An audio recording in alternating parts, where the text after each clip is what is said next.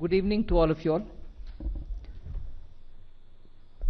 I'm happy to be here talking about today's budget.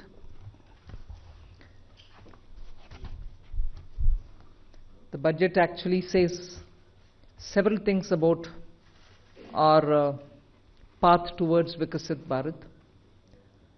It has invested in agriculture. It has certainly looked at rural prosperity, focuses on urban development, particularly looking at urban workers, and continues to lay emphasis on reforms. 6 specified sectors have been identified, and I spoke about it in the budget. Sectors in which we will continue our reform agenda. All this, even as we have continuously been engaged with the stakeholders, and interest of education and health has been prioritized. When we're talking about education, from a child in a daycare center, portion for women, lactating mothers, till the level of getting skilling done, and also for artificial intelligence and digital reading material for students and in school and colleges. Every aspect of education, and bringing in that dimension which is so critical for health. Daycare, cancer centers, and making sure more medical seats are available. These are kind of things with which I'm trying to highlight. The approach in this budget has been pointed on areas which definitely need immediate intervention, outlays, and action along with the states. So Vikasit Bharat is not just being described. I've given you also what we mean by Vikasit Bharat, or what is it that we expect to achieve for Vikasit Bharat.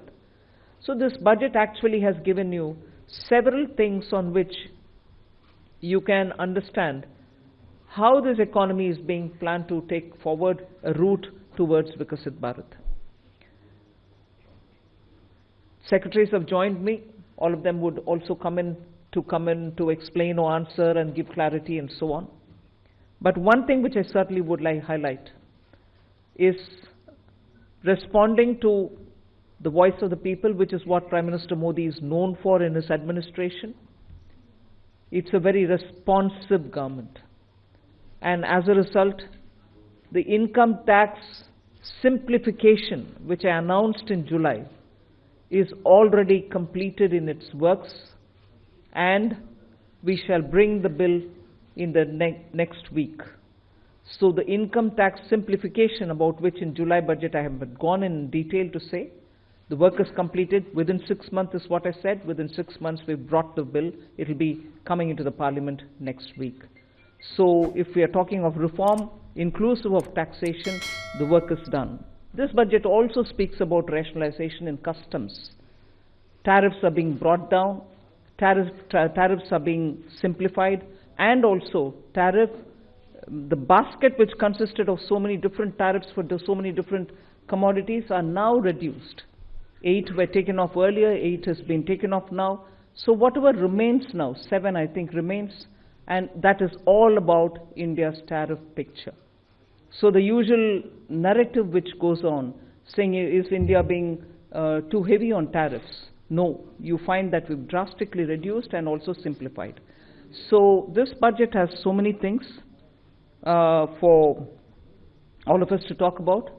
The more important thing about agriculture, which performed very well during COVID and which has contributed to India's food security. The proposals which are mentioned in this budget actually talk about everything to do with beads to bazaar, literally from the stage of seeds, hybrid seeds, resilient, climate resilient seeds, seeds which can give greater output, seeds which are going to be high yielding, all this together to the final point of India becoming the world's food basket. That's the definition I put in when I was talking about Vikasit Bharat.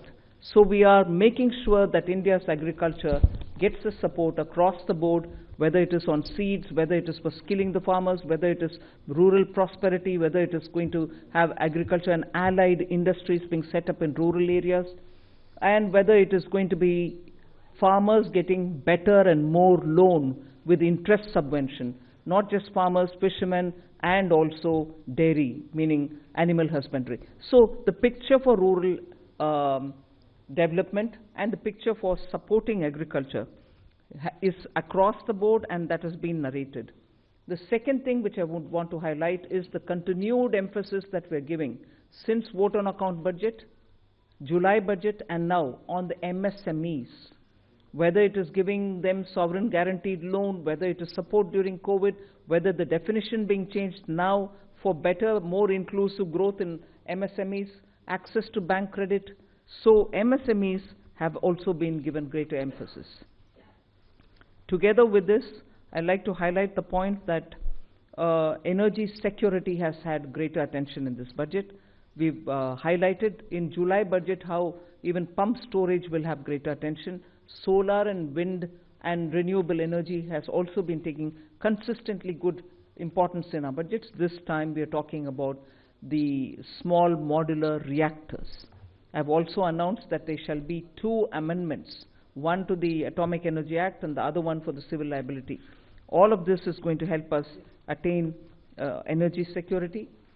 Insurance sector's FDI limits have been enhanced. That is another important announcement. I'll end my opening statement with 2 things. There is no reduction in the public spending on capital expenditure.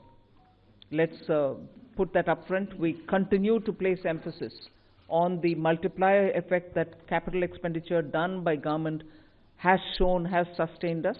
We continue on that. And with all this, our fiscal prudence has aligned itself to the glide path that we announced in 2020-21. So we've kept ourselves in alignment. Fiscal prudence has been maintained.